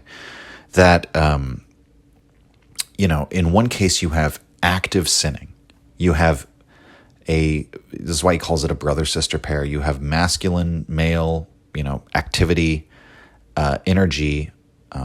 You have Prometheus making a decision and taking the step to do something sacrilegious. I mean, Nietzsche references what we were sort of talking about earlier, that fire is inherently divine. And so sacrilege must be responsible for man having it, and thus sacrilege must be afforded a kind of dignity. That the fact that he stands in for the nobly aspiring human race makes the violation of morality acceptable insofar as it uplifts mankind. Now, this is the kind of thing that Nietzsche would talk about, again, throughout his career. I feel like that's what a lot of what I've been doing this episode is just sort of pointing out, you see how this thing Nietzsche perceives in the Greeks here is turned into an idea in his later career? I mean, this is the first aphorism of the gay science, as Nietzsche is starting out by saying, it has been the evil men who have moved along the species the most. And he concludes the section we just read by saying, the ethical basis for the pessimistic tragedy, the justification of human evil, meaning both guilt and the suffering it entails. And so that is, in a sense, that we have to understand the terrible Dionysian truth of nature as inherently opposed to morality in some sense. If we really take it seriously, as the destruction of all boundaries and the self-forgetting which makes moderation or life according to measure, according to the golden mean, impossible. If you forget yourself and you have no concept of what the boundaries of acceptable behavior are, that's the destruction of morality. And so justifying evil, in a sense, remember, so it's Oedipus does all these things that have horrible consequences for himself and the world, and the whole moral order is, he is an affront to the natural law and to the moral law. But ultimately there is a sort of a blessing of Oedipus in spite of this, and that he's not ultimately a sinner as a nobly aspiring individual. And here in Prometheus, we have the idea that the sacrilege which he commits is actually laudable. And so we redeem evil, which is a thing that Nietzsche tries to do, is to look at things which are considered wicked or immoral and try to understand what value those things have had. I mean, obviously we could just make reference to the title of his famous work, Beyond Good and Evil, that we're seeing this idea form here. And so, next paragraph, he says, the misfortune and the nature of things, which the contemplative Aryan is not inclined to interpret away, the contradiction at the heart of the world reveals itself to him as a clash of different worlds. For example, of a divine and human one, in which each, taken as individual, has right on its side, but nevertheless has to suffer for its individuation, merely being a single one beside another. And the heroic effort of the individual to attain universality, and the attempt to transcend the curse of individuation, and to become the one world being he suffers in his own person. The primordial contradiction that is concealed in things, which means he commits a sacrilege and suffers. End quote. So, becoming an individual. Remember it's Anaximander, the later Greek philosopher, who said, I don't know if he was later, I don't think he was actually, but who said that we steal our existence from the aperon, from the indefinite, right? From the sort of noumenon at the heart of reality. That it's an injustice that individual things exist, and that we then pay for that. Justice is redressed, or the grievance of our existence is redressed by justice when we die and go back into the great, indefinite prerequisite to all things, when our individual phenomenon, the theft of that, is remunerated by our death.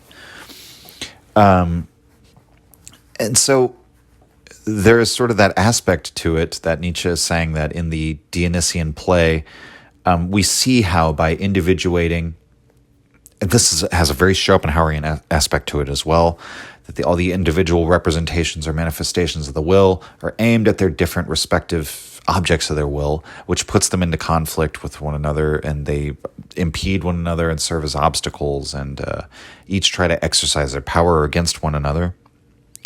But here we also see that Nietzsche is portraying the world of the gods and the world of men, or saying that the Greek portrayal of it is to not actually give moral priority to one or the other in the final sense of things, right? That it's like the good of the hawk and the good of the little lamb, the good of the predator and the good of the prey. They each have their own good, that they each have a right on their side to pursue that which gives them life and allows them to go on living and thriving and surviving and expanding. But the gods have a right on their side just as the humans do. Of course, they suffer by the fact that they are individuated, that they are both carved off and separate from one another, separate from the primordial oneness. And of course, the primordial pain and contradiction is ever manifested in all these individual things. That is its very nature. And so we'll move on. Okay. Thus, the Aryans understand sacrilege as something masculine, while the Semites understand sin as feminine. End quote. That's an element I didn't really focus on of what it reveals about the garden stories so much, so I'll just say it now. I mean, the low-hanging fruit, no pun intended, is that misogyny is at play here, that there's a sort of hatred of womanhood in the Old Testament myth of man's fall. But there is something, take the feminine aspect aside of it, that there's it's like sinning is done passively. It's like Eve in the story it's not like she's saying yeah, fuck God. Maybe the snake puts some of those ideas in her head, God's just afraid of you. He's worried you'll become greater than him. But I mean, Eve isn't, plot. We don't get the impression in the story, or at least I don't, that she actually is plotting to overthrow God. Really, the vibe of the story is that the snake in the garden just says, "Well, that's a dumb rule. You shouldn't follow that. What do you have to be afraid of?" And it's her just sort of getting suckered in and listening to bad advice and doing something sort of. The obvious contradiction in the story, right, is that Adam and Eve don't have a knowledge of good and evil before they eat from the tree of knowledge of good and evil. So they couldn't have any concept that what they were doing was evil. They're naive in the story, quite literally, right? And so sinning is passive in the Old Testament story, which we inherit and is part of Christianity today. And that sin is sort of, it's something that evil is not given any sort of noble character to it at all. Evil is something done out of ignorance. It's something done out of irresponsibility. And it's something that is, we could bring the misogynistic element into it. Something that is the responsibility of women, right? That it's something that, the implication would be that to sin is to be as morally bankrupt and weak of will as a woman is, right? So you could look at that aspect as well. Whereas in the Promethean stories, sin is, in a sense, almost lauded, right? As we've said. And then he quotes from Faust from the Walpurgis Nacht, quote, "If that is so, we do not mind it. With 1,000 steps, the women find it. But though they rush, we do not care. With one big jump, the men get there." End quote. So, Nietzsche says, original sacrilege is committed by a man, the original sin by a woman. And then he has this witches. He just says, also the witches chorus says, the ones who are actually singing that, I think, are the warlocks or the men. And what it is, they're all scaling Mount Blocksberg in that scene, very psychedelic scene where Mephisto is taking Faust up to the giant party of the witches that happens every year in Walpurgisnacht. And the men are sort of literally doing one great leap to jump up onto the top of the mountain, the male witches, while the women sort of studiously climb up. And I know this is a very oft-quoted line from Faust, and is supposed to say something about men and women. it's very opaque to me. I'm going to be completely honest as to what exactly they're saying here. I mean, is it just a very face value, or we're supposed to have a very face value read of it, that men are more straightforward and direct and more active, whereas women are more incremental in their approach and passive? I don't know, but I've never found much deep meaning in that particular passage from Faust. And so, next paragraph, Nietzsche says, quote, "Whoever understands this innermost kernel of the Prometheus story, namely the necessity of sacrilege imposed upon the titanically striving individual, must also immediately feel how un-Apollonian this pessimistic notion is. For Apollo wants to grant repose to individual beings precisely by drawing boundaries between them, by again and again calling these to mind as the most sacred laws of the world, with his demands for self-knowledge and measure." End quote. So, the boundary between man and God, that there's a very important thing that he brings up, that the Apollo wants to make the boundary the most sacred law of the world.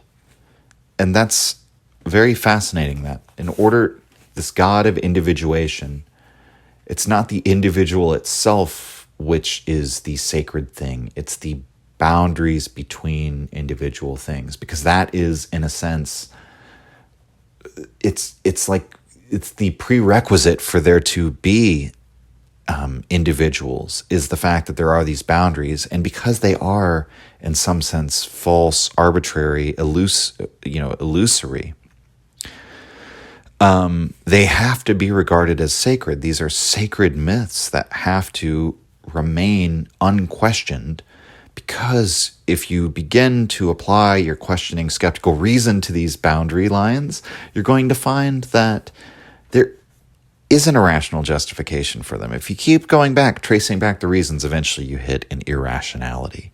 And so the whole foundation of, ironically, man being able to reason and have self-knowledge and know ourselves and therefore keep all things in moderation depends on accepting these boundaries, which, from the point of view of the frame problem, are completely arbitrary and could be discarded, or infinitely argued about, infinitely questioned, right? Unless they are to remain sacred and unquestioned.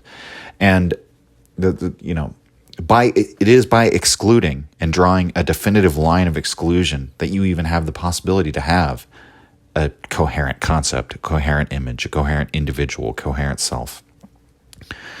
And so the next couple paragraphs in this section, he just sort of reiterates that, he says, "The high tide of the Dionysian destroyed from time to time all those little circles in which the one-sidedly Apollonian will had sought to confine the Hellenic spirit." And he sort of compares how what does he say? That swelling Dionysian tide takes the separate little wave mountains of individuals on its back, even as Prometheus's brother, the Titan Atlas. And so he says, the Dionysian is the titanic impulse to become the Atlas for all individuals. So carry them on their broad back, right, farther and higher. And so that's the titanic love of man, which is in some sense a crime in and of itself, that is aimed at an enhanced sense of that, understanding of our oneness with the primordial nature. And he ends the passage by saying, "So the dual nature of Aeschylus' Prometheus, his nature which is at the same time Dionysian and Apollonian, might be expected thus in a conceptual formula. All that exists is just and unjust, and equally justified in both. That is your world, a world indeed." And again, he is quoting from Faust. So from one angle, the world is completely just, insofar as, okay, we'll look at the unjust element first. We can see the injustice in all of the Greek tragedies. These nobly aspiring individuals, torn down, destroyed, rendered shameful, etc., etc. But there's also a justice that exists insofar as, on the one hand, there's a recompense and a counterbalancing reaction for anyone who does something excessive that disturbs the sort of natural order or the sacredly defined boundary lines between the world of men and gods, for example, or the boundaries of morals, or transgresses the natural boundaries by committing the unnatural act of incest or whatever it might be. There's a justice in the compensatory reaction for that, and there is a justice in the way that the sacrilege of the nobly aspiring,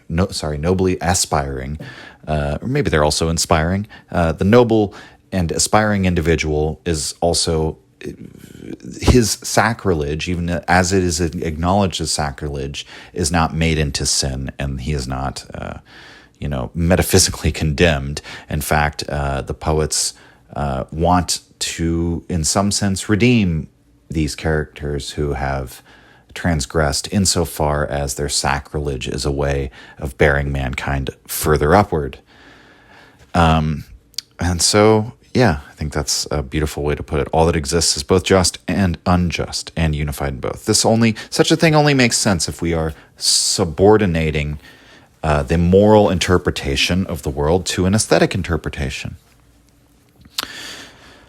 Okay, so an hour and 41 minutes. So these have been some really long segments. So we're going to try and get done with 10 now. Okay, so this I mentioned before. Nietzsche starts out by saying, originally it was only Dionysus on the stage. The only stage hero was Dionysus. But he says, quote, "It may be claimed with equal confidence that until Euripides, Dionysus never ceased to be the tragic hero, that all the celebrated figures of the Greek stage, Prometheus, Oedipus, etc., are mere masks of the original hero, Dionysus, that behind all these masks there is a deity. That is one essential reason for the typical ideality of these famous figures, which has caused so much astonishment. Somebody, I do not know who, has claimed that all individuals taken as individuals are comic and hence untragic, from which it would follow that the Greeks simply could not suffer individuals on the tragic stage. In fact, this is what they seem to have felt, and that the Platonic distinction and evaluation of the idea and the idol, the mere image, is very deeply rooted in the Hellenic character." End quote. And, so Nietzsche is going to go on to say how Socrates and Euripides, and we just got a hint of it there, are the first people to sort of refute or pose a threat to dramatic tragedy, or to challenge dramatic tragedy. So why does he bring up Plato there and his distinction between the form and the appearance, or he says idea and idol is how it's translated here? Because you could argue that Plato's theory of the forms is not something that originates with Plato, that in fact, throughout the work of the pre-Platonics, from Anaximander to Parmenides to Heraclitus to Zeno to Anaxagoras, all these figures, that in fact, the world as it is not actually the world as it appears to be.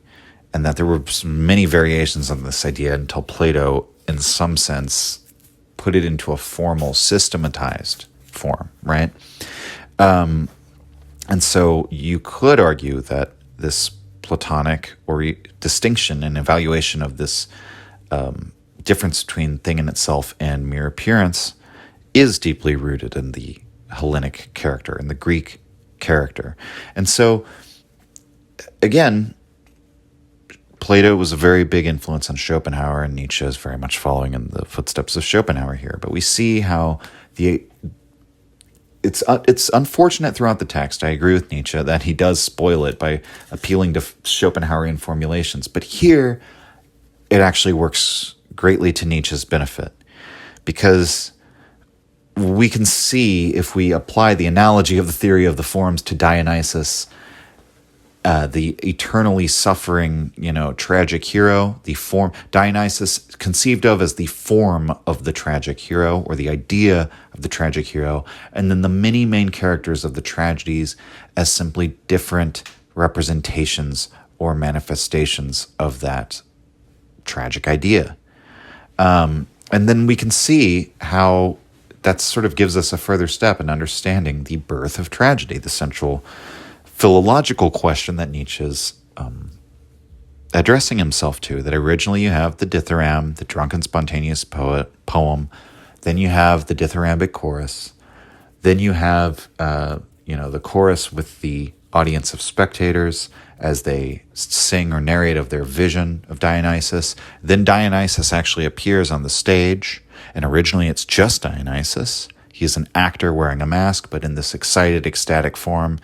The character or the actor portraying this character of Dionysus might actually be, in the excited state of mind, you might actually mistake him. Your imagination might run wild, and this manifestation or representation of Dionysus may actually impress himself upon your psyche as the actual Dionysus, which of course means that now the chorus of satyrs, as the revelers feel themselves to be, the ones in the chorus, now serve as a sort of magic circle or wall to protect you from becoming absorbed with that figure of Dionysus on the stage, and you can now contemplate that figure as the vision of these reveling characters of the Dionysian votaries.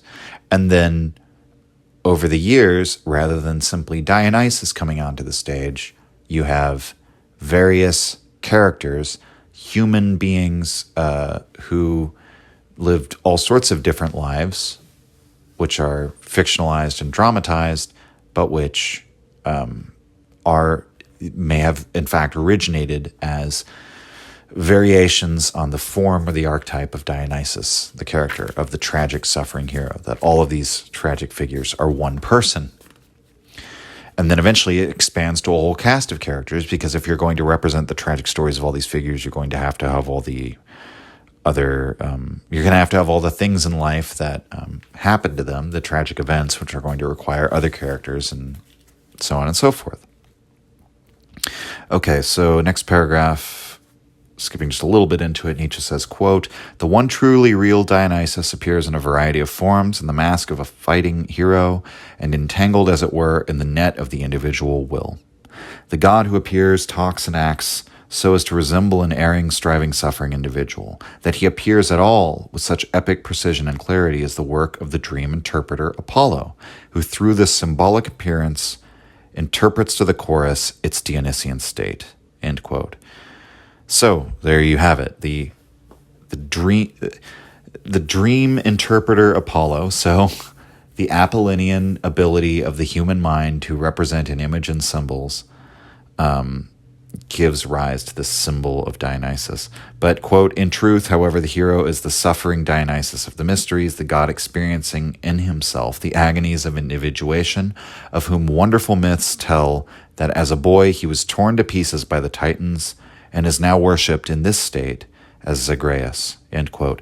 Zagreus was one of the many names of Dionysus. He's, I think, one of the older names of Dionysus, and that is the...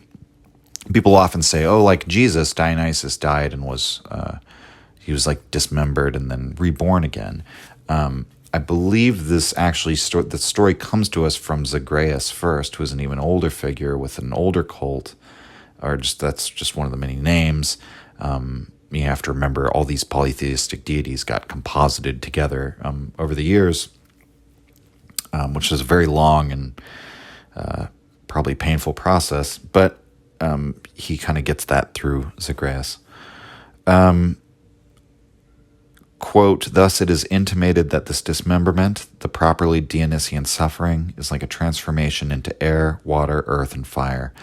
And we are therefore to regard the state of individuation as the origin and primal cause of all suffering, as something objectionable in itself. From the simile of this Dionysus sprang the Olympian gods. From his tears sprang man." End quote. That's a wonderful line, right? And you're seeing how Dionysus as a figure, even in this book, it's very unstable, right? Because it's a wonderful sort of dialectic that reminds me of like the yin and yang. Because Yang is also masculine, active, the individuating force. Yin is feminine, it's the background. And thus, it's sort of a de-individuating force. But when you have a de-individuating force, when you have a force that's supposed to contain the whole and not a bunch of individuals, then, in a sense, you have... Okay, so on the one hand, you have this dichotomy between individual and non-individual, right? But what both of those things imply is that you have a dichotomy between the dichotomous and the non-dichotomous. You have a contradiction between the contradictory and the harmonizing of contradictions. And so if you have one side that is de-individuation, that is dissolution, that is the harmonizing of contradictions, that is the ending of dichotomies, doesn't that imply that that one side of the dichotomy contains both sides of the dichotomy within itself? And I think that's why Dionysus is the figure that Nietzsche gravitated towards for a number of reasons, not just that one, a multitude of reasons, instead of Apollo. That Nietzsche didn't call his Antichrist Apollo, right? And he could have. It's conceivable that his philosophy could have gone in that direction. And I've heard people ask, if Nietzsche is this philosopher of the will and being active and striving and, daring to define for yourself and create your own values, self-legislate, isn't that all very much Apollo? Isn't Apollo the god of personal excellence? Isn't, forgetting yourself and going in, really the god of intoxication is the god that Nietzsche associates his project with. And yeah, he is. And part of that reason why I think he did choose Dionysus is because Dionysus sort of contains Apollo from a very subtle way of putting it, or he implies Apollo. And while Apollo is a force that is always opposed to Dionysus because he opposes that sort of breaking down of those boundaries, the force that breaks down the boundaries sees how Apollo is a part of itself, if that makes sense. And so, in a way, even this dialectic, the two sides that he's trying to be very balanced in talking about in this dialectic is sort of becoming unstable already when we get to this passage and talks about how, from the smile of Dionysus sprang the Olympian gods. Well, the Olympian gods are a Apollonian image that Nietzsche says allowed the Greeks to continue living. That's actually, the Olympian is the form of the Apollonian that Nietzsche discusses before the Dionysian, force even hits Greece, right? It's still moving from the east, from the rituals of Satyr before it overtakes Greece. And so he definitively associates the Apollonian as springing from the Dionysian here. Quote, in the existence as a dismembered god, Dionysus possesses the dual nature of a cruel, barbarized demon and a mild, gentle ruler. But the hope of the Epopts, those are the people initiated into the Dionysian mysteries, look toward a rebirth of Dionysus, which we must now dimly conceive as the end of individuation. It was for this coming third Dionysus that the Epop's roaring hymns of joy resounded, and it is this hope alone that casts a gleam of joy upon the features of a world torn asunder and shattered into individuals. This is symbolized in the myth of Demeter, sunk in eternal sorrow, who rejoices for the first time when told that she may once more give birth to Dionysus. This view of things already provides us with all the elements of a profound and pessimistic view of the world, together with a mystery doctrine of tragedy, the fundamental knowledge of the oneness of everything existent, the conception of individuation as the primal cause of evil, and of art as the joyous hope that the spell of individuation may be broken in augury of a restored oneness. End quote.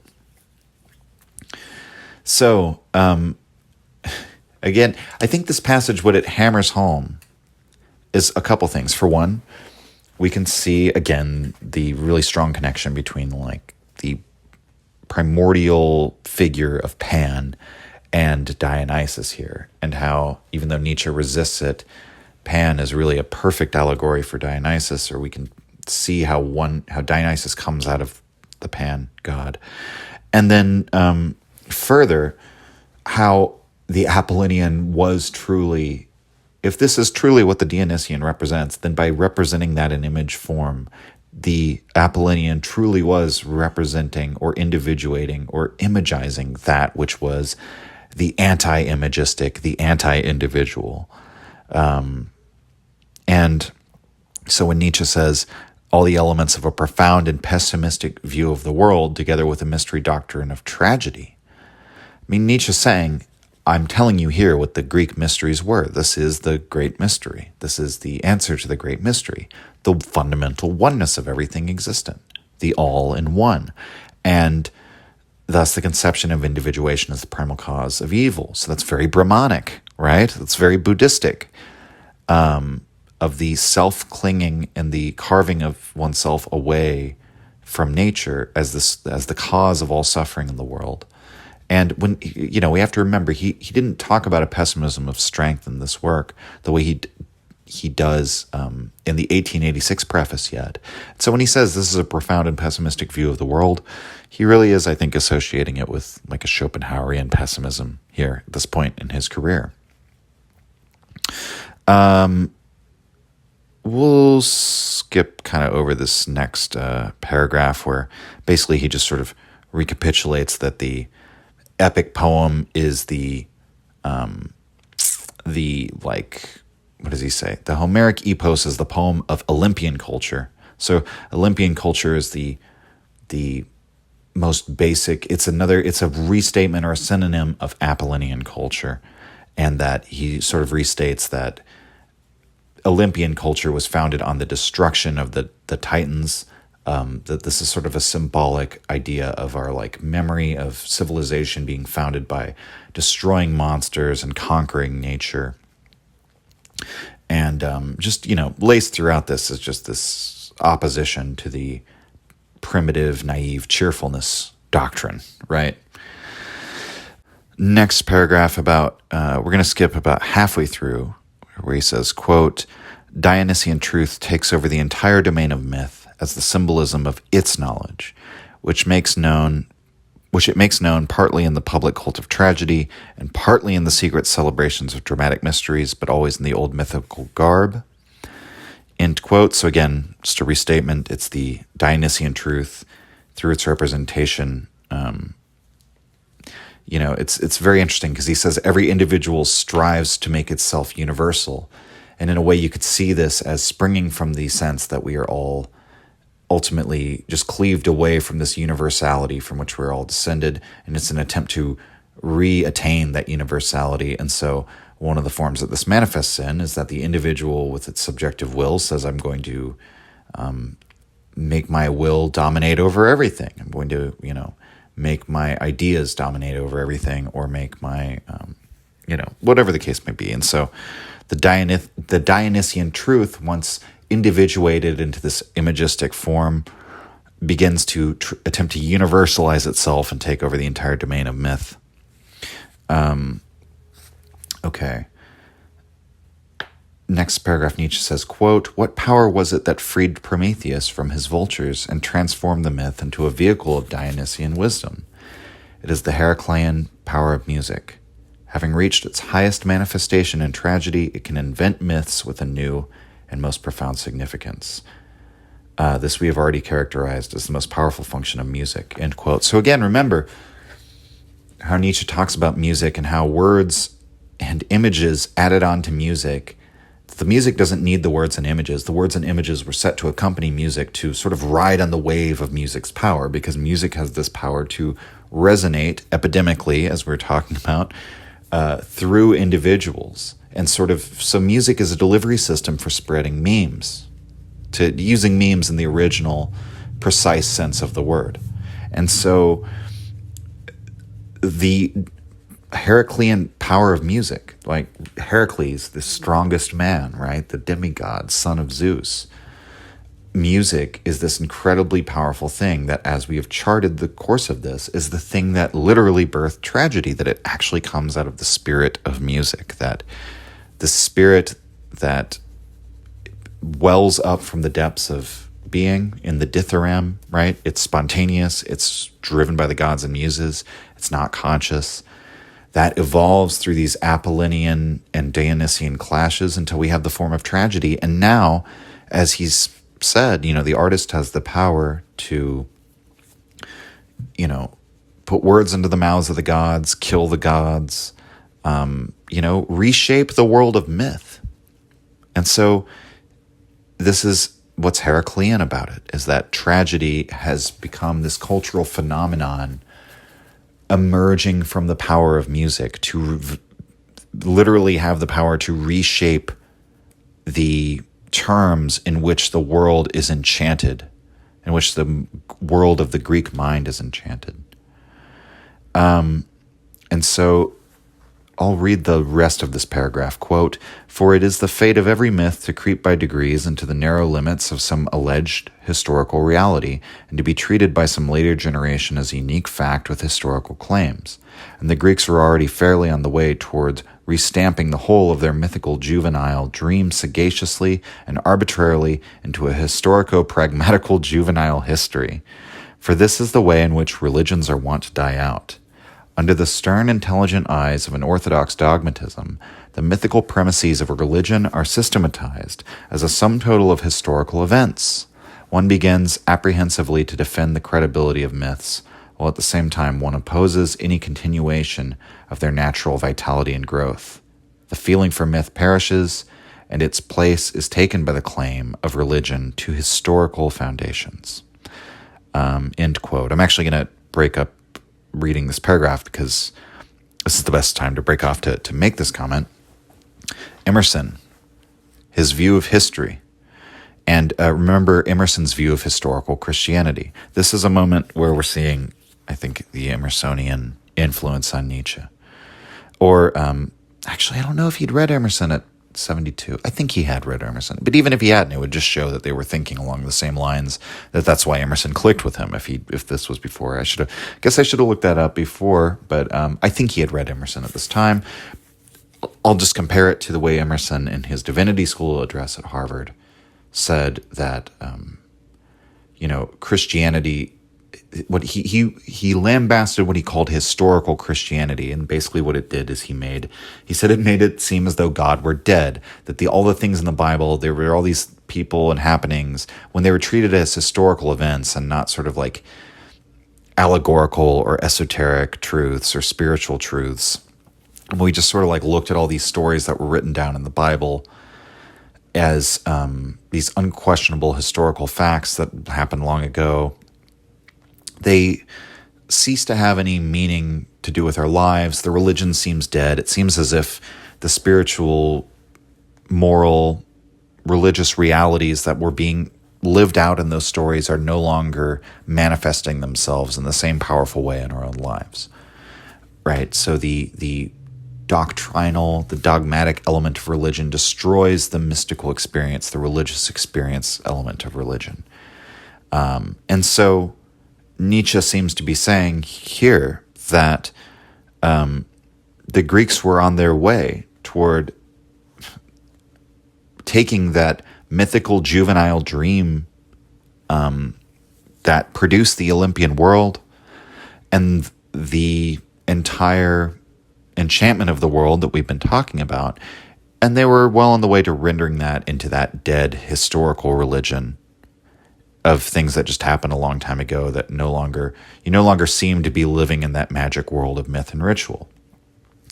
But he seems to be saying that through the art of tragedy, that vital spirit of religion, that real religious experience of the truth of the great mysteries unfolding and happening now before your very eyes, and you becoming a part of it and participating in it, this was a way of keeping the religion alive, keeping the vitality going. And so he says that much here.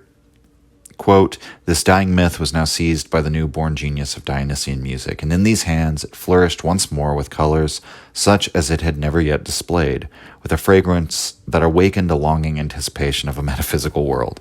End quote. Again, quick interlude. Very, just more evidence of Nietzsche's Schopenhauerian leanings. And anyway, quote, "After this final effulgence, it collapses, its leaves wither, and soon the mocking Lucians of antiquity catch at the discolored and faded flowers carried away by the four winds. Through tragedy, the myth attains its most profound content, its most expressive form. It rises once more like a wounded hero, and its whole excess of strength, together with the philosophic calm of the dying, burns in its eyes with a last powerful gleam. End quote. So tragedy is like the last gasp of myth, of the vital, dynamic, living power of myth to reshape reality. It was beginning to ossify and harden. Nietzsche says when Greek tragedy came into its full maturity, it's like a wounded hero getting up again. The power of myth lived again. But he already kind of tells us how eventually it collapsed, its leaves withered. He gives us this sort of beautiful imagery of the faded flowers of myth scattering into the wind, that it was inevitable for it to eventually die.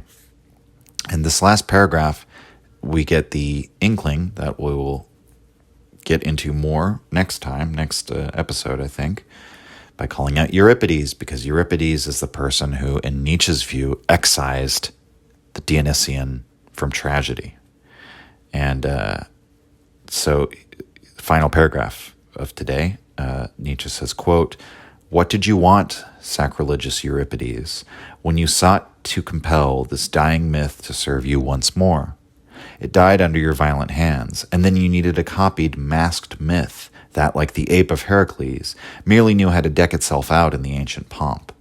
And just as the myth died on you, the genius of music died on you too. Though with greedy hands you plundered all the gardens of music, you still managed only copied, masked music. And because you had abandoned Dionysus, Apollo abandoned you. Rouse all the passions from their resting places and conjure them into your circle. Sharpen and whet a sophisticated dialectic for the speeches of your heroes. Your heroes, too, have only copied masked passions and speak only copied masked speeches." End quote. And so Nietzsche talks so much about the birth of tragedy and how it was created and developed that he's now come to the final stage of development, which is the end, and that will come with Euripides. And because a very profound thing here, once he removes Dionysus from the narrative, because music, power of music, this artistic power which penetrates boundaries and creates these communions, breaks down the barriers between individuals such that, which can be the delivery system for the Apollonian memes, and so on and so forth. You remove that element of it and tragedy loses its power. And the implication we get from this, as Nietzsche says, everything is copied and masked. The speeches of your heroes are just copied and masked. And what he means is it's contrived. This isn't something, he's accusing Euripides of being, in short, just a false, I don't want to say a completely false artist, but just that his moments of that the emotional content is false, that there's no actual authenticity, there's no objectivity, perhaps, is what we would say. And that's maybe one of the few payoffs of the objective-subjective stuff that we looked at last time, is that helps you to understand how Nietzsche sees the artistic process as something which is disinterested insofar as, and I think this is where maybe Nietzsche at this point differs from later Nietzsche, because the passions themselves could be included among this, and they're anything but disinterested. It's like a contradiction in terms, right? But that basically that contradiction goes away when Nietzsche emancipates himself from Schopenhauer, right? That basically the artistic genius or the passions within you or the unconscious things which are motivating your art, which are motivating your expression, when you faithfully render that, when it is like a poet to whom his characters are like living people within his head that he simply tries to faithfully render, that's where Nietzsche thinks art and music have this Dionysian power. But when you try to contrive it, and when you, when you're just trying to write drama as if it were a science, I mean, we might think of, it's like a lot of the complaints about movies now, right? So they're all made by committee. They're all made with safe decisions. And we need an explosion. Oh, we're doing an action movie. Well, the audience needs to see an explosion at this beat. We need a kiss. We need a love story to develop. It has to happen at this part of the movie. That's how films are made these days, is like plug in all the right elements so that we have everything and it appeals to the widest possible audience. And the result is the overall quality has just become worse, and it connects with less people, even though it might be like acceptable as mere entertainment for a greater number of people, right? Your average Hollywood blockbuster today is not going to be considered a classic in 10, 20, 30, certainly not 50 or 100 years, because it doesn't connect and resonate with people in the same way, because they don't allow that Dionysian expression of what's authentically there. It's all contrived. It's all arranged perfectly and technically, right? We'll get into Nietzsche's specific criticisms of Euripides next time, but that's one way that you could conceive of his criticism. This is jumping ahead a bit again, but he says, Euripides' characters, he says that Euripides thinks that human life can be confined to a narrow sphere of solvable problems, and that his characters all were like written with a logic to them and how they act and behave.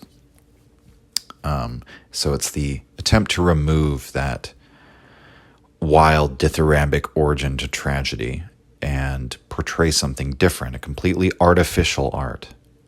And that's how tragedy dies. And we may see how, from the description Nietzsche gave, tragedy is like sort of this last gasp of myth and the mythic power, and so maybe it was destined to die anyway, right? Maybe Euripides is simply a symptom and not a cause, and that would certainly track with what later Nietzsche would tend to think as regards these issues. But in any case, it's next week where we'll start to get to, or next episode, when we'll get to the problem of Socrates and Euripides. We'll start to get into that territory finally. Okay, see you all next time. If you enjoyed the Nietzsche podcast or found it helpful, you can visit us and support the show at patreon.com/untimelyreflections. The link is in the description. Or just share the show with any of your friends that you think might enjoy it, or on social media. Thank you for your support.